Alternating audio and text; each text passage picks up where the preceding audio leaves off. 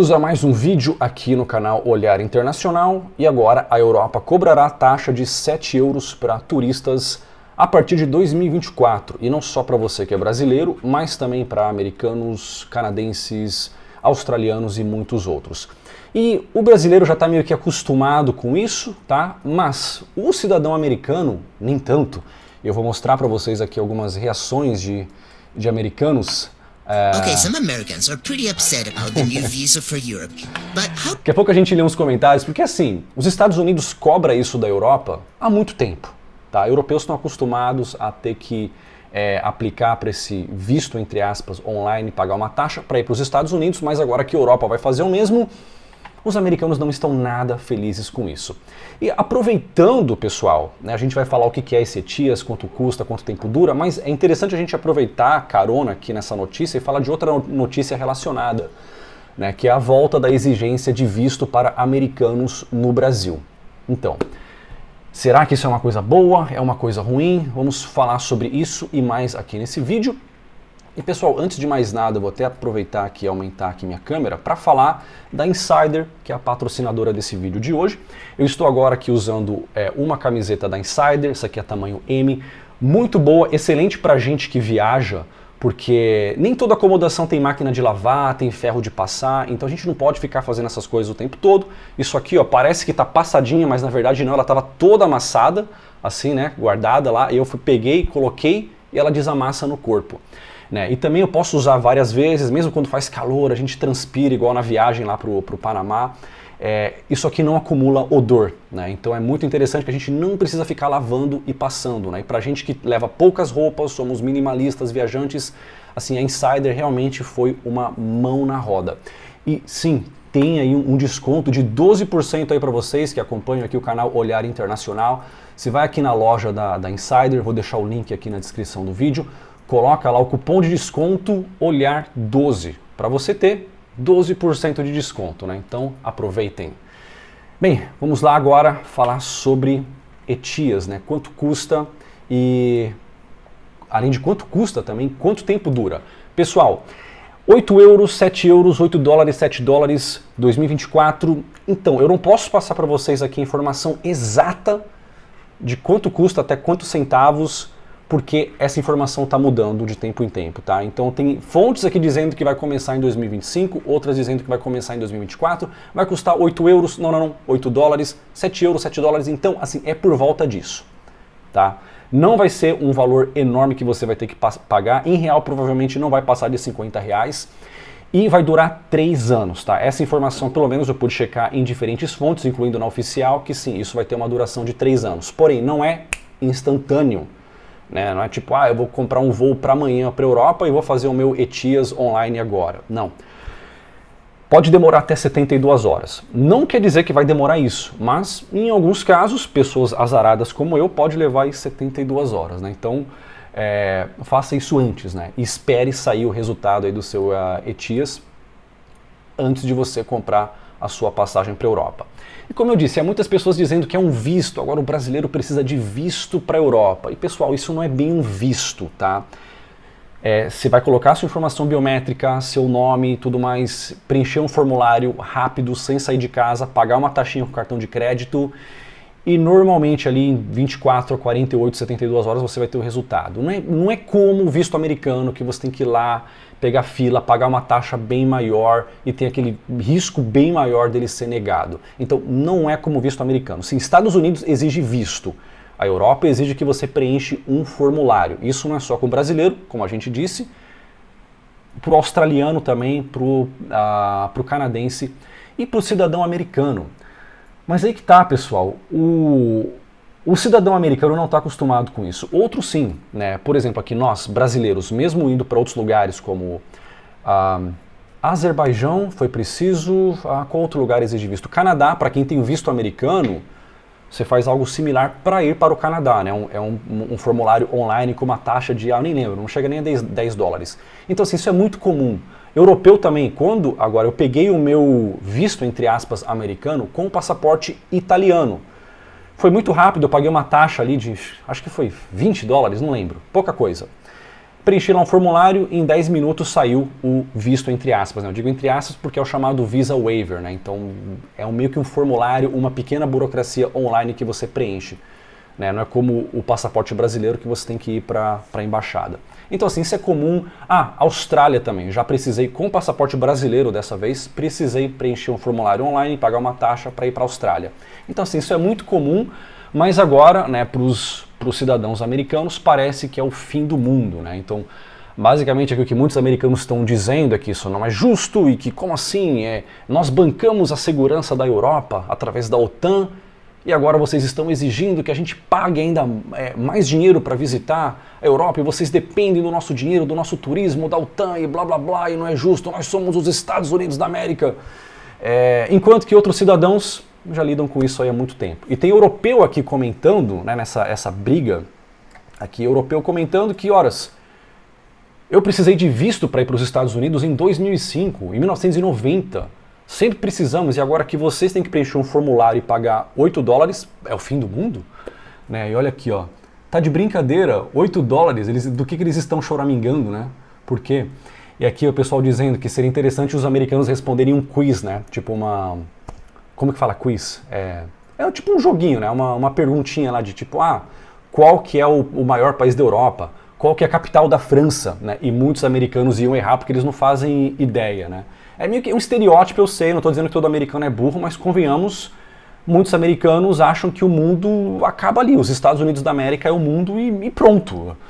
Né? Então, enfim, aqui há muita zoeira, há muita gente choramingando aqui nessas notícias, nesses comentários, mas há também um pessoal aí com algumas preocupações um pouco mais sérias, né, sobre essa questão da biometria, pessoas achando que assim, mais e mais controle, né, como se não bastasse, deixa eu mudar aqui a configuração do computador, ó, tá dizendo que tá acabando a bateria do meu mouse aqui, né, bem agora.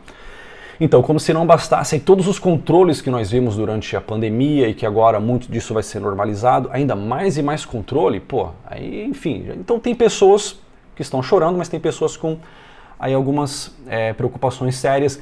Esse aqui, por exemplo, está dizendo que, enquanto eles enchem um saco de cidadãos comuns, né, como eu, como você, né, o crime organizado, os cartéis e outros grupos, né, terror, artistas, não posso falar a palavra, eles podem viajar sem problema nenhum, com passaporte verdadeiro ou falso, ou em muitos casos eles fingem ser refugiados, né, pegando carona aí na desgraça dos outros, né, infelizmente isso acontece. Então, assim, para as pessoas que fazem tudo da forma errada ou fora da lei, não tem problema. Para quem é muito rico, super rico, amigo de político ou políticos com passaporte diplomático, não tem problema nenhum. Né? Ou seja, mais uma vez, é você, eu, né, pessoas comuns aí do dia a dia que vão ser prejudicadas por isso. Então, nessa parte aqui, eu não acho que é uma choradeira, eu acho que é uma coisa aí que políticos aí na Europa deveriam, né, dar uma analisada nisso. E nos Estados Unidos também, né, convenhamos, que assim... Os Estados Unidos enchem muito o saco de todo mundo na hora de pegar um visto, né? Não é só do brasileiro não, europeu também. Tanto que até 2016, Polônia, União Europeia, precisava de visto para ir para os Estados Unidos.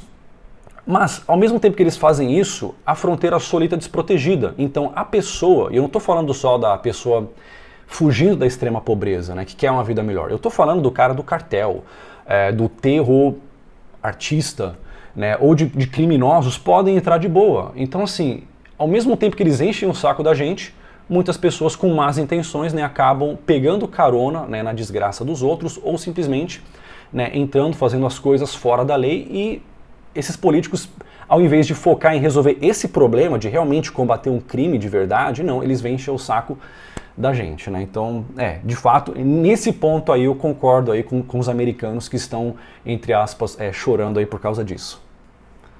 E voltando aqui, ó, pro TikTok. How is the rest of the world reacting to that? Only $8, make it 800, please. Only 5 people.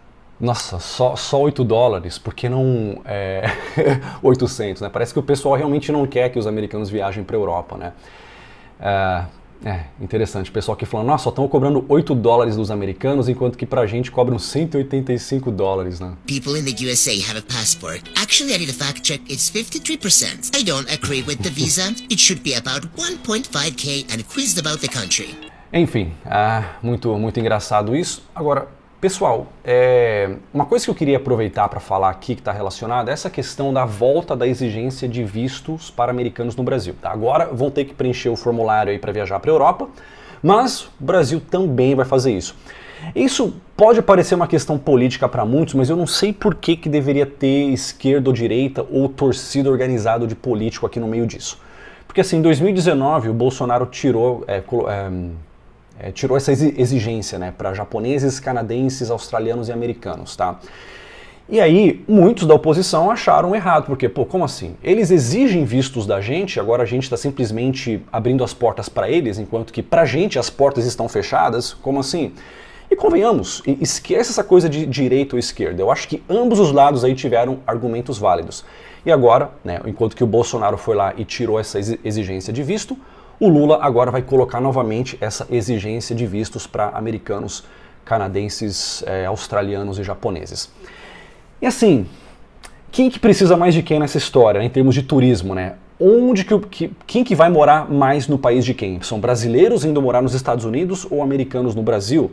Quem que vai fazer mais turismo onde? Brasileiros que vão, né, para Disney ou americanos que vão para o Carnaval no Rio de Janeiro?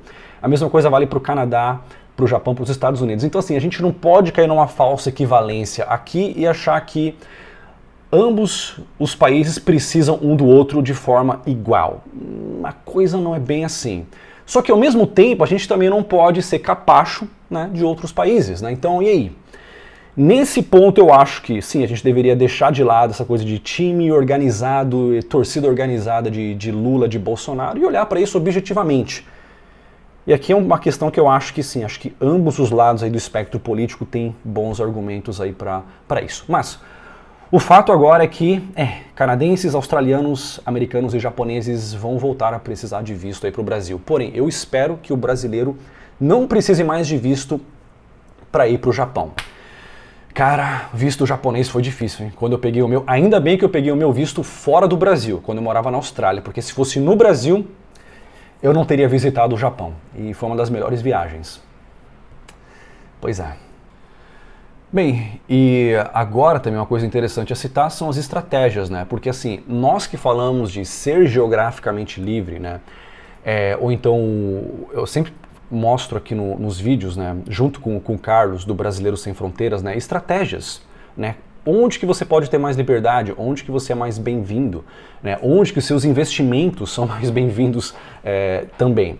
E agora já tem pessoas olhando para isso, né? Essa questão do ETIAS e tudo mais, com essa a perspectiva. E a princípio, né, não sei se eu expliquei no começo, mas ETIAS é o nome aí do formulário visto, entre aspas, que você vai ter que preencher para entrar na Europa.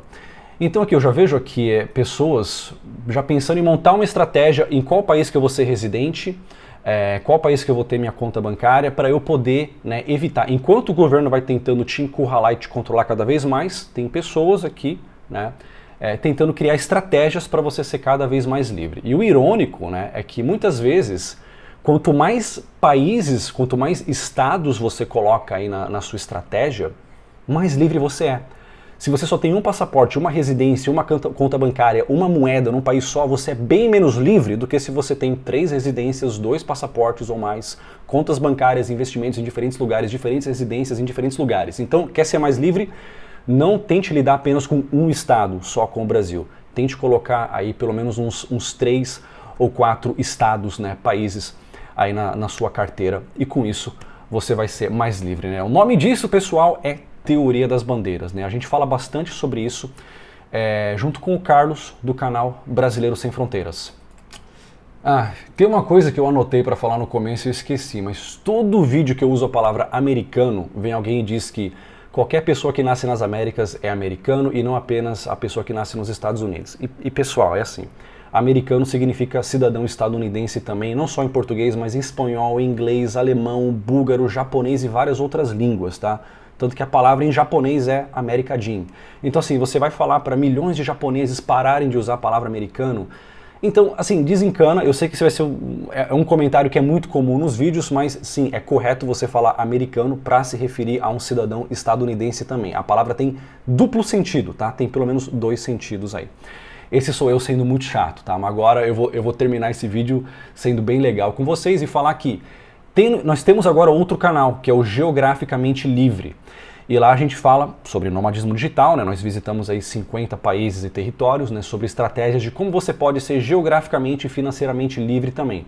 Tem esse vídeo aqui que nós postamos recentemente, onde a gente fala do o quanto, né? Qual que é o número mágico, quantos dólares você precisa ter, precisa ganhar, para você ser geograficamente, financeiramente livre em qualquer lugar do mundo, incluindo na cidade mais cara do mundo. Qual que é o número mágico que você precisa?